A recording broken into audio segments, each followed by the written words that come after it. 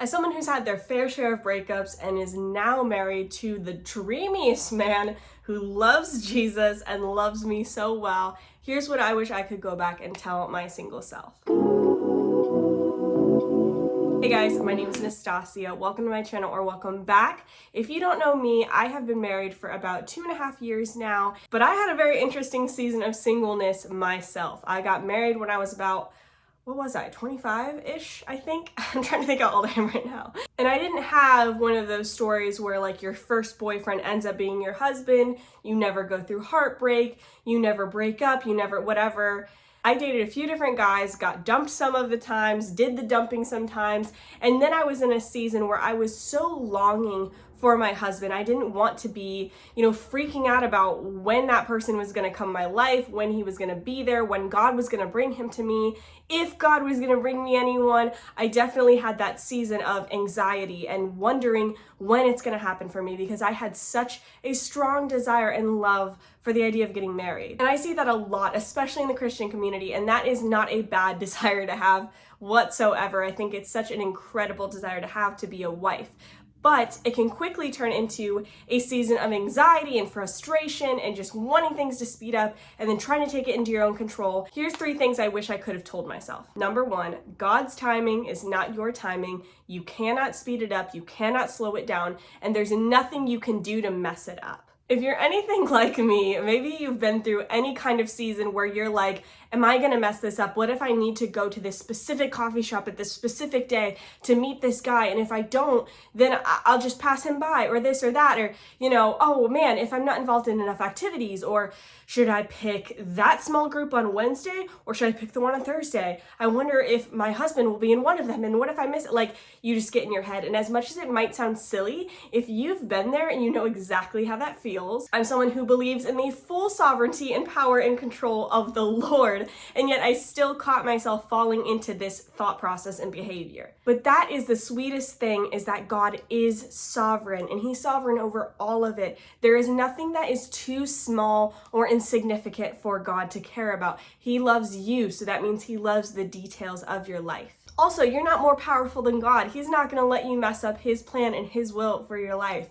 If you're meant to get married to that specific person, you're going to get married to him. By the way, I feel like this is a good point for me to point out that I'm not somebody who believes that you could have possibly had many different husbands and then you get to pick one because of free will and all this stuff. I know there's a lot of people who believe that. That's fine.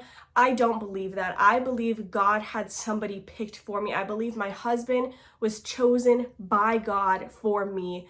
Our love story tells that, all the breakups I went through, like all the different things, like so many things lined up with the idea that God had picked my husband Kai for me. And so I subscribe to that belief system personally, and so that's why I can so confidently tell you, if you're meant to be married and you are seeking the face of the Lord and what He has for you, He's not going to let you down. You're not going to miss it. Number 2, you constantly worrying about when you're going to meet your husband or where, or just being upset that it hasn't happened yet, is causing you to waste away your life right now. The time that I felt true joy, happiness, contentment in my singleness it actually wasn't a very long period of time. I finally got to this place where I was truly happy in the Lord. And I remember just telling myself and telling the Lord, God, I think you do have somebody for me, but even if you don't, that is what's best for me then. Whatever you have for me is good. And so I can trust that your timing is good, who you have or don't have for me is good, and I'm just gonna trust that, whether that comes in a month or 10 years or never. No matter what, I know that your gift is the best for me, and I'm perfectly content with that, and I'm just going to sit back and relax and be happy with the plans you unfold before me. And the funny thing is, which I'm not saying that this happens every time, it just so happened to be for me, I finally came to that conclusion maybe a month and a half before I met my husband. Like, genuinely, which is funny because I finally was at this place of contentment, and I think that's why our relationship was able to be so healthy, because I knew that even if he broke my heart or we weren't right for each other, then I was gonna be okay, because I was fully content in the Lord alone. And then he ended up being my husband, clear as day. And so that was an incredible story. But I want to encourage you right now, if you are in your place of singleness at the moment, or maybe it's been a long time, or maybe you've been through a lot of breakups, or you just don't really know where you're at right now, but you want to be content, seek the face of God, really spend time in the Word every single day. Pray to the Lord about your life, just about your day-to-day, and also pray for your future husband. That is totally okay.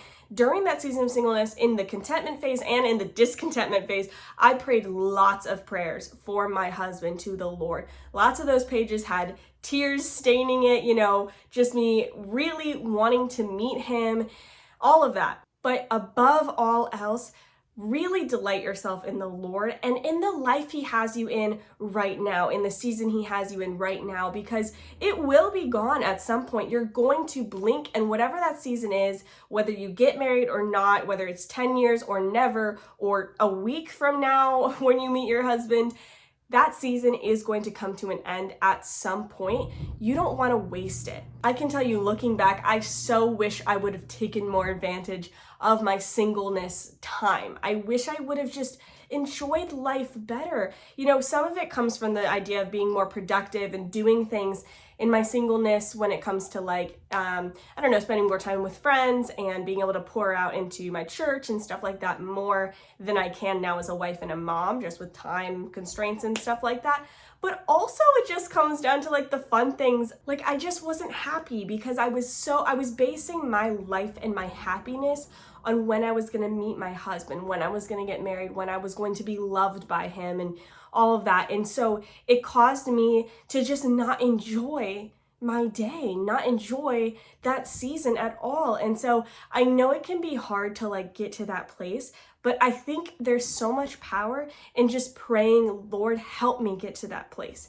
Take me a step further today in getting to that place.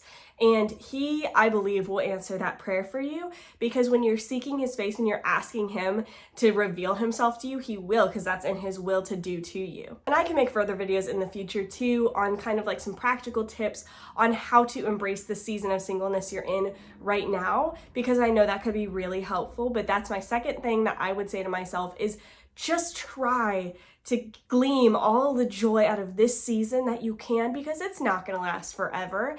And there's so much good in this season God has you in. It's not an accident, and you can be happy right now. You really can. Really quick, before we get on to tip number 3, I want to let you know I have a Patreon where I post exclusive videos over there every single month. So if you're a patron of mine, thank you for being there. I love you so much. You support my family, and I really appreciate it. If you're looking for additional content from me that is only available on my Patreon, I will have that link in my description. The third thing I would tell my single self is this: marriage is not going to fulfill you.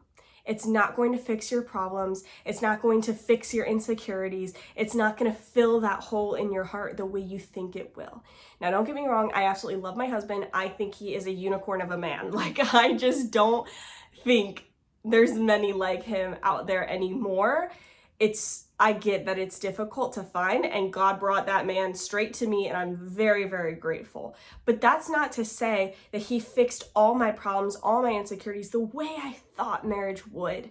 I genuinely, and you might think I'm naive for thinking this, I think I'm naive for thinking this, I genuinely thought going into marriage, all my insecurities are just going to be taken care of because my husband's going to think I'm beautiful every second of every single day. He's going to think I'm the best thing to ever walk planet Earth. And so I'm just never going to feel insecure again, because everything's going to be rainbows and butterflies. And if he loves me, then nothing else matters. Everything's going to be fine. And that's just not the way it is. Of course, my husband is spectacular, and he's so good to me, and he loves me so well, but he's still human. We're all fallen here on this earth, and by the grace of God, we can be saved and sanctified by him, but that doesn't take away the fact that we are not God. We are not perfect, and we're gonna let each other down.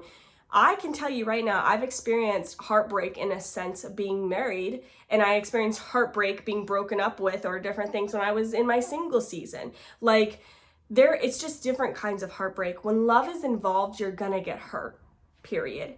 And if you go into marriage with this expectation of perfection, it's gonna rock your world in the worst way. You're gonna have some hard lessons to learn. And so I just wanna encourage you right now in your season of singleness, really work on healing, whatever that looks like for you. You know, it might be some things from your childhood you need to kind of pull out and heal from. It might be just sin struggles that you have, or, you know, ways you want to be better and prepare for your future husband. Do that now, because I can tell you, you're not going to regret it. And going into marriage, if you are the healthiest version of yourself that you can be, it's only going to make things easier for you in that transition into marriage. Now, I'm not saying you have to be perfect before you get married. I'm not saying you should put off marriage until you're perfect, because none of us can be that. But this is such a good time in your season of singleness. If you're waiting on the Lord's plan to kind of unfold before you, it's such a great time to really self-reflect on like, okay, what do I have issues with? You know, kind of write down some things, ask the Lord to reveal those things in you, for him to show you things that, you know, he doesn't want you to bring into that future marriage, that maybe he wants you to heal from before he brings you your future husband. Like, or it could be that he's currently healing your future husband before he meets you. You just really never know. But if you are going into this thinking, oh, marriage is going to be perfect, it's going to fill me up, it's going to fulfill me, you know, that's what I'm missing in my life, that has to be the thing I'm missing, that's why I want my husband so bad. That's not it. And I would argue, if you are thinking that your husband is going to fill all those gaps in your heart, then that is the thing you need to heal first. You have to get to a place of like full fulfillment in the Lord, kind of like I was saying earlier, before you can go into a marriage or even dating with kind of a clear head of like, no, this man doesn't fulfill me. I can love him well and he can love me well, and we can both do our roles well and honor the Lord in that way.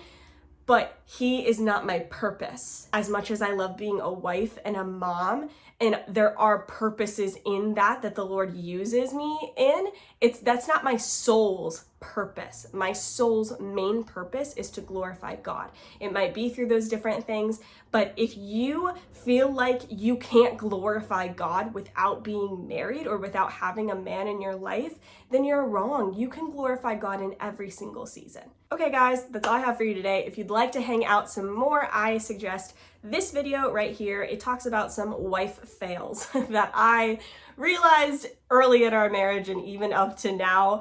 I really get into the nitty-gritty, and I hope you find it helpful. So I love you guys so much, and I will see you soon. Bye guys.